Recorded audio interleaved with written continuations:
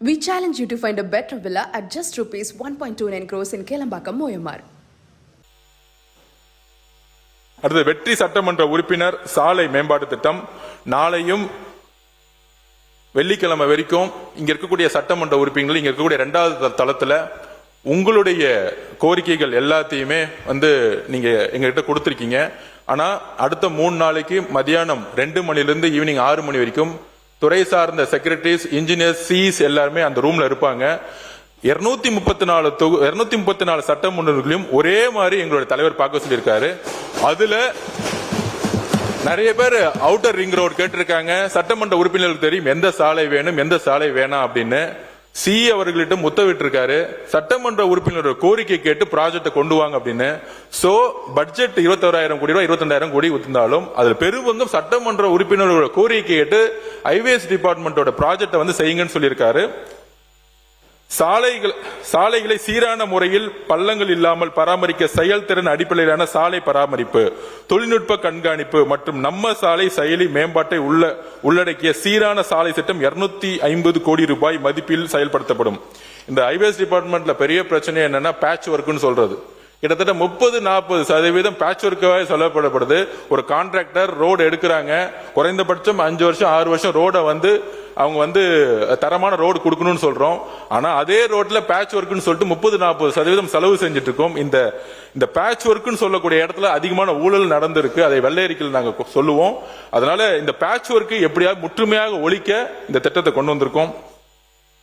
சென்னை, மாம்பலம், புதுச்சேரி இடையே கடல்வழி பயணிகள் படகு போக்குவரத்து சேவையை தொடங்க நடவடிக்கை எடுக்கப்படும். சென்னையின் கலங்கரை விளக்கம் முதல் அடையாறு திருவிக பாலம் வரை உயர்மட்ட சாலை அமைக்கப்படும். வட சென்னையின் பெருகி வரும் போக்குவரத்து தேவைகளை கருத்தில் கொண்டு வியாசார்பாடியில் உள்ள ரயில்வே மேம்பாலம் நீட்டிக்கப்படும்.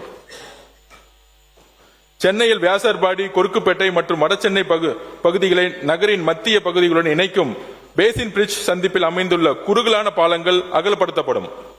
சென்னை திருத்தணி சாலையில் சீரான மற்றும் தடையற்ற போக்குவரத்தை உறுதி செய்ய பாடி முதல் திருநின்ற ஊர் வரை உயர்மட்ட சாலை அமைக்கப்படும். சென்னையின் உள்வட்ட சாலையில் கோயம்பேடு அருகே கூவமாற்றின் குறுக்கே பாலம் அகலப்படுத்தப்படும்.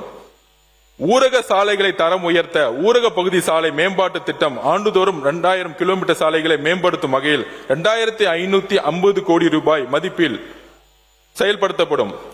நம்மளுடைய ஹைவேஸ் டிபார்ட்மெண்ட் கிராமத்திலையும் மலைவாழ் மக்களும் இருக்கக்கூடிய இடத்துல நிறைய இடத்துல ரோடு இல்லைன்னு சொல்லிட்டு அதிகமான புகார்கள் வந்துட்டே இருக்கு. ஊரக அமைச்சருடன் ஆல்ரெடி கலந்தோசனை பண்ணிட்டு எவ்வளவு தூரத்துக்கு ரோட ஹேண்ட் ஓவர் பண்றாங்களோ கிட்டத்தட்ட இப்போதைக்கு 2000 கிலோமீட்டர் கிராமத்திலையும் மலைவாழ் மக்கள் இருக்கக்கூடிய இடத்திலையும் இந்த திட்டத்தை அமல்படுத்துறதுக்கு இதுக்கான பட்ஜெட் ஒதுக்கி இருக்கும். இது டெக்னிக்கலா பார்த்தா அண்ணனுக்கு தான் 2550 கோடி ரூபாய் ஊரக வளர்ச்சித்துறைக்கு. மாநகராட்சி பகுதியில் உள்ள பேருந்து இயக்கப்படும் முக்கிய சாலைகள் நெடுஞ்சாலை துறை மூலம் தரம் உயர்த்தப்படும். முதற்கட்டமாக சென்னை, ஆவடி, தாம்பரம், திருச்சி, கோயம்புத்தூர், மதுரை மற்றும் தூத்துக்குடி மாநகராட்சியில் உள்ள தெரிவு செய்யப்பட்ட 500 கிலோமீட்டர் சாலைகள் 1000 கோடி ரூபாய் மதிப்பில் மேம்படுத்தப்படும். நம்மளுடைய சென்னை மாநகராட்சி மாதிரி இருக்கக்கூடிய கார்பரேஷன் ரோட்ஸ் சரியில்லைன்னு நிறைய புகார் வந்தனால மாண்புமிகு முதலமைச்சர் ஹைவேஸ் டிபார்ட்மெண்ட்டுக்கு மாநகராட்சியோட ரோட ஹேண்ட் ஓவர் பண்ண சொல்லியிருக்காரு. சோ இதுக்கான சிறப்பு திட்டங்கள் வித் டைனேஜோட இதுக்கான பணிகள் மேற்கொள்ளப்படும்.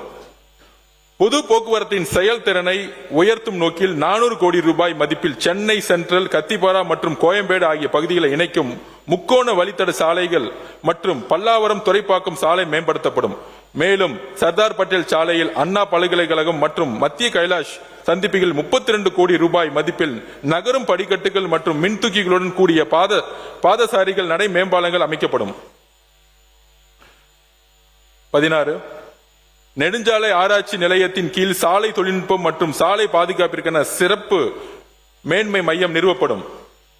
கோயம்புத்தூர் நம்பர் 17 கோயம்புத்தூர் நகரில் பொள்ளாச்சி சாலையில் குறிஞ்சிக்குளம் முதல் சிட்கோ வரை போக்குவரத்து நெரிசலை குறைக்கும் வகையில் மேம்பாலம் அமைக்க 40 லட்சம் ரூபாய் மதிப்பில் விரிவான திட்ட அறிக்கையை தயாரிக்கப்படும்.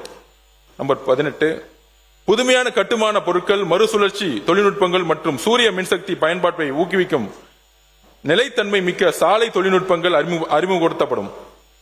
நம்பர் 19 தமிழ்நாட்டின் முக்கிய நகரங்களுக்கான சாலை தொலைவுகள் கணக்கிடப்படும். வரலாற்று சிறப்புமிக்க சென்னை தொடக்க கிலோமீட்டர் புள்ளியியல் தமிழ்நாடு நெடுஞ்சாலைகள் துவக்க புள்ளியை குறிக்க நினைவு தூண் அமைக்கப்படும். நம்பர் 20 அடுத்த 10 ஆண்டுகளுக்கு தேவையான சாலை உள்கட்டமைப்பு மேம்பாட்டு திட்டங்களை உருவாக்கிட தமிழ்நாடு நெடுஞ்சாலை பெருந்திட்டம் 2036 தயாரிக்கப்படும். நம்பர் 21 புதிய மேம்பாலங்கள் புறவழிச்சாலைகள் மற்றும் இணைப்பு சாலைகளுக்கான விரிவான திட்ட அறிக்கைகள் 40 லட்சம் ரூபாய் மதிப்பில் தயாரிக்கப்படும்.